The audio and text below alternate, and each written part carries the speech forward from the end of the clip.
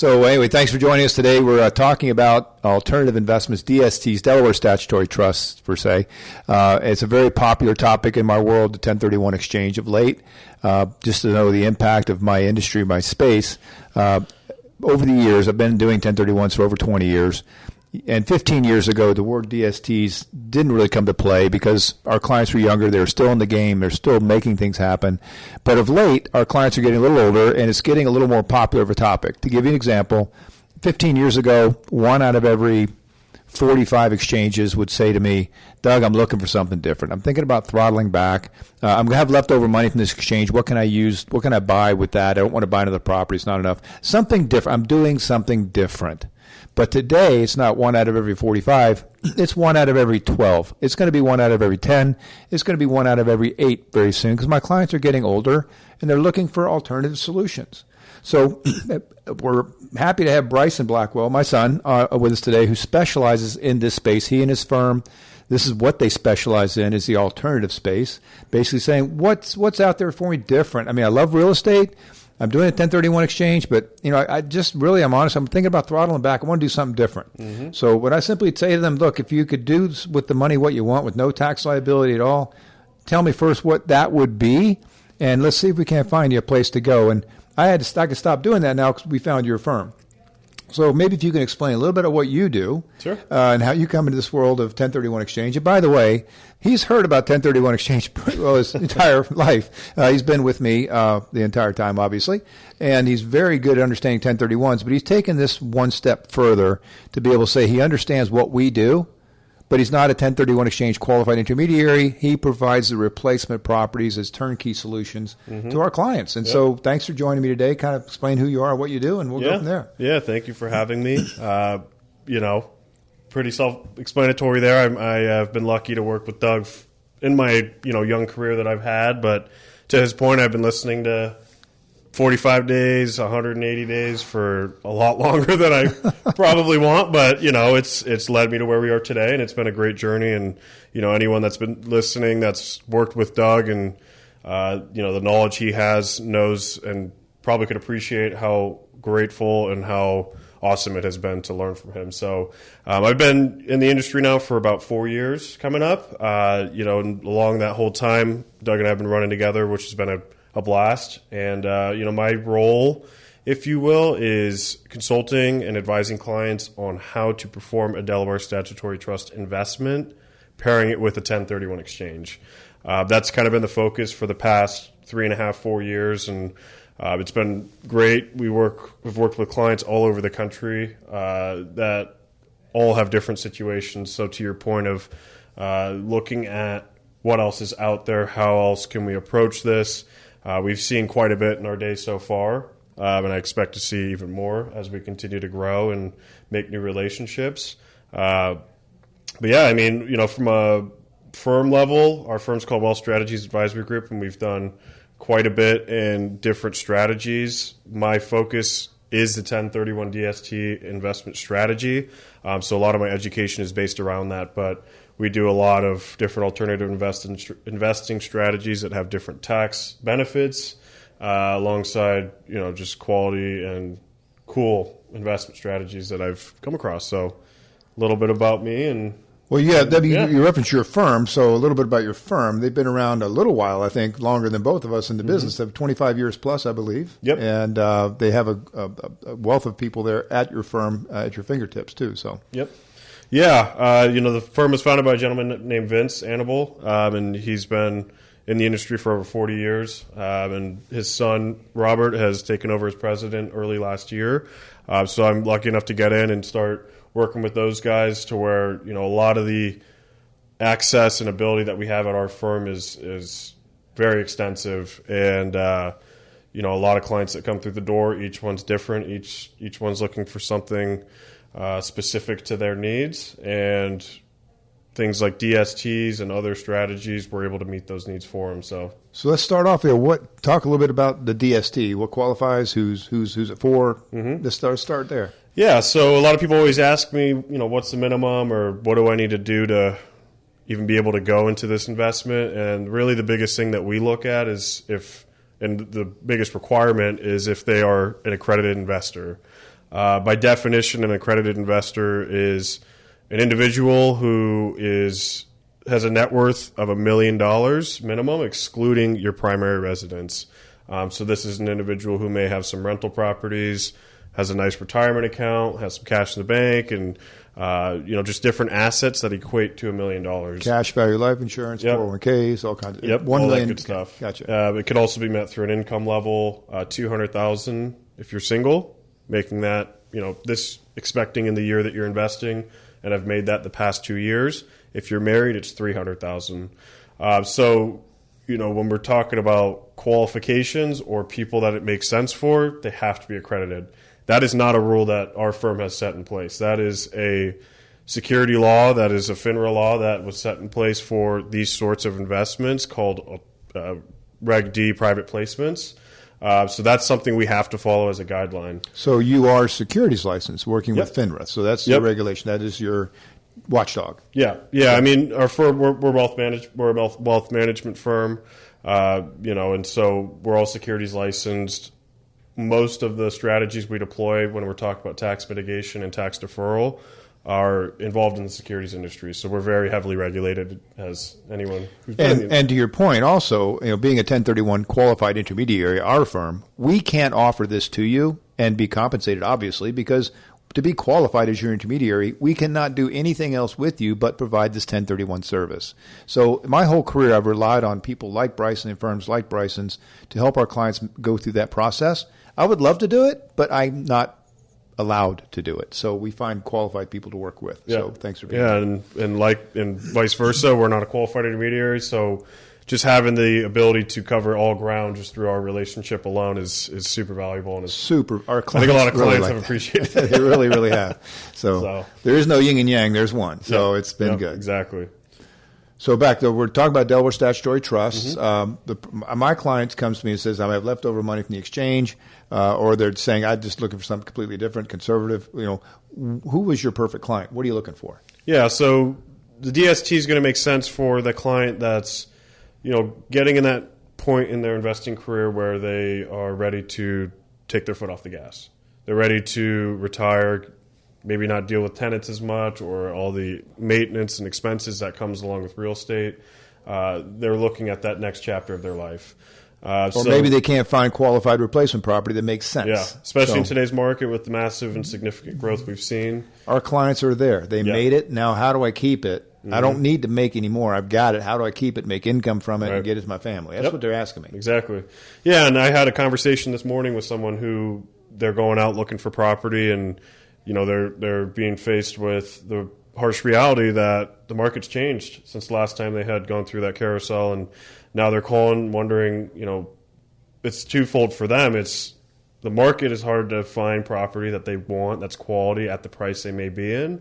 But they also are dealing with, I don't want to even deal with tenants anymore. Like I'm at that point of I want to go on vacation. Take my hands off the wheel, go sit on the beach, spend more time with my family. Maybe there's a health challenge. There's a lot of considerations that each person we come across is facing that typically leads in that, maybe getting into something that's going to be truly passive makes a lot of sense for our lifestyle. So the structure of a DST is? Yeah, so it's the structure, as it sounds, it's Delaware statutory trust. It has no relation to Delaware in terms of it's not only property in Delaware. It was formed under Delaware law, but it's recognized federally.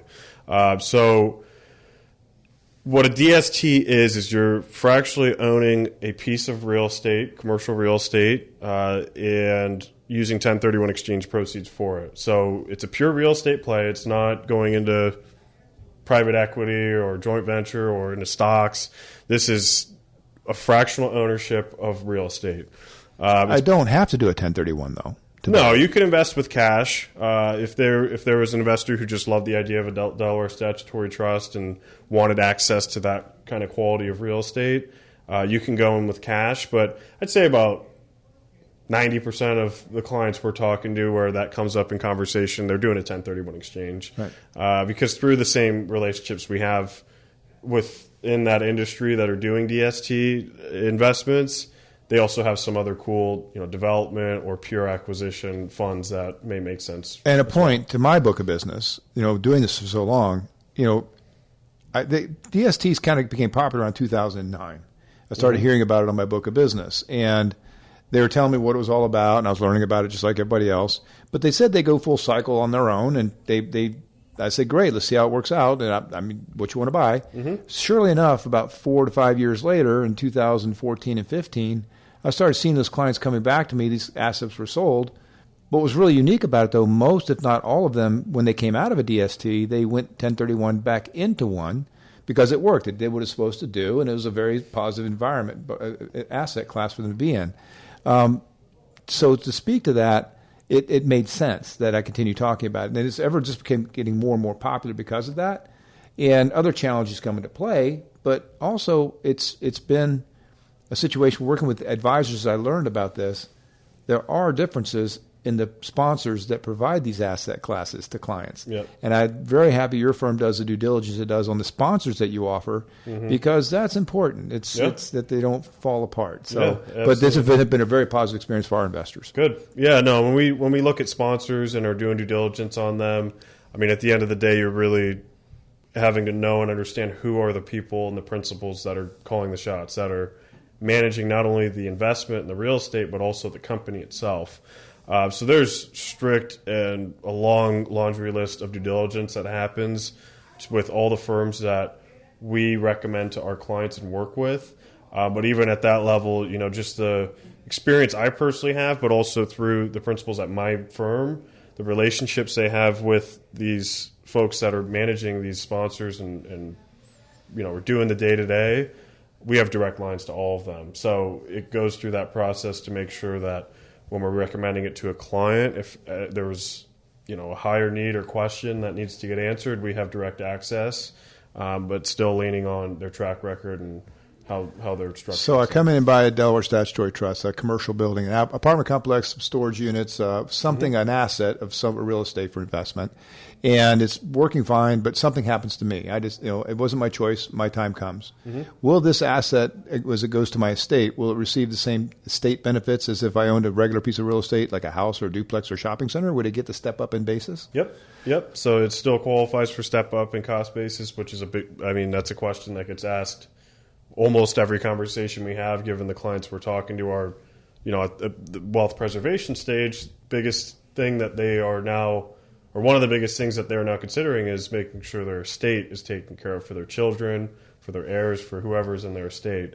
So in that scenario, and I've asked sponsors this question before, where the unfortunate event happens where the investor passes away and the children inherit that position, they get the step up based on what they had invested in that offering at the time they invested. So. Now, I know you can't give rates of return on these types of investments, but everybody listening to this cast is saying, okay, so what kind of return can I expect? I know you can't, from a conservative perspective, I know you can't give a rate, but would you consider it to be, what would you say to that with someone? I can give a range. Okay. So the range is net of fees and everything else is 4 to 6% as an annual distribution rate. So let's use an example. Someone invests $100,000 in a DST investment that's distributing 5%. Let's just go in the middle. They're going to get $5,000 a year.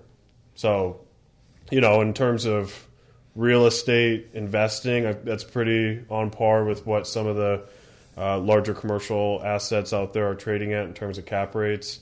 But these are conservative plays. They're not. These... When you see the quality of real estate that you're investing in and getting access to, these aren't your Class C properties that are having the strategy of deploying a bunch of capital to make it. And there's no cash calls to me that I'm going to have to fix something. I mean, it's just my income. Yeah, and that's what I get to keep. That's the important thing to know. Yeah, and the strategy is conservative, buying highly stabilized assets with quality credit tenants. Right, long-term leases in the net lease space, Class A multifamily, Class A storage, and that's the strategy for that piece. Now, going to the capital call piece, there are no capital calls with Delaware statutory trusts. The reason there are no capital calls is because there are set rules called the 7 deadly sins, which I don't believe we have time to go into right now, but in the later episodes that we may do together, we could talk about that. But These are the rules and regulations that the IRS sets for DST, the DST as a strategy. Because again, this is a revenue ruling. This is an IRS code or tax code that it's written in the tax code. So it's not a strategy that someone just made up one day and said, "Hey, there's rules to follow." This works, correct. So one of those rules is that there cannot be a capital call. Perfect. So it's really the return is based on a conservative type return. That's what I'm hearing, and things are in place to protect the investor to make sure things are good. But there's no guarantees, as we know. Oh, absolutely not. And there could be growth in the asset. There could be some less of growth of the asset. But it's going to be a piece of real estate, so obviously you want to be comfortable with the different types of asset classes. There's multitudes of them, I'm sure. Mm-hmm. But before we run out of time, what if, again, on other episodes we'll cover, but if the Delaware Statutory Trust isn't quite enough for what I'm looking for, your firm also offers other types of asset classes. One I just want to take a brief second with is the tenant in common structure. Yep. Okay, I'm going to leave the more conservative world of the DST, the same type of asset class, but maybe direct with the sponsor, tenant in common. Or with one of my friends, I decided to buy an asset class, tenants in common. Yep. You also offer a tenant in common version of this type of asset class. Yeah, so through the relationships with the sponsors that we have, when we have that larger transaction that comes through the door, that $5 million plus real estate transaction that has a significant capital gain issue needing to defer, we typically look at other options alongside the DST to consult with that tenant in common being one of them. So that client that is wanting to find a quality asset to reinvest in but doesn't necessarily have the resources to, or just is having a hard time in the market, we can structure a deal where the sponsor can do the same steps as what they would do with a DST investment, finding the property, putting the deal together, structuring the debt, structuring all of the entity paperwork, if you will, and go in with an investor and provide that for them. The investor brings the capital to purchase the deal, and the sponsor helps manage and does everything for them from A to Z. And again, it's going to make sense for that client that's got a bigger transaction, that's going to want a little bit more control and a little bit more access to what they're actually buying from day one. Gotcha. So. Perfect. Well, listen, I know you have a lot more you could talk about. You're actually you're actually a private family office for clients seeking that level of service, as well as just an individual person coming to need some help. Yep. So you're definitely full service, and you can offer pretty much everything. So real quick, how does someone get a hold of you if they need to call you? Yeah, so I'm based here in Scottsdale, Arizona. My phone number is 602-931-7607. My email is Bryson, Bryson, at WSAGAZ.com. I'm very active on LinkedIn as well, so if you want to look up my name, I've got a newsletter, do webinars, do stuff like this all the time to educate my network on these strategies and how they work. And we're nationwide, so if you're tuning in from a state outside of Arizona, we still work with folks all over the country. So feel free to reach out and give me a call and we can chat. And make sure you check out further posts on our website for different categories. We're going to break down different asset classes over time. Thanks for visiting with us today. Look forward to doing business with you soon. Thank you. Thank you.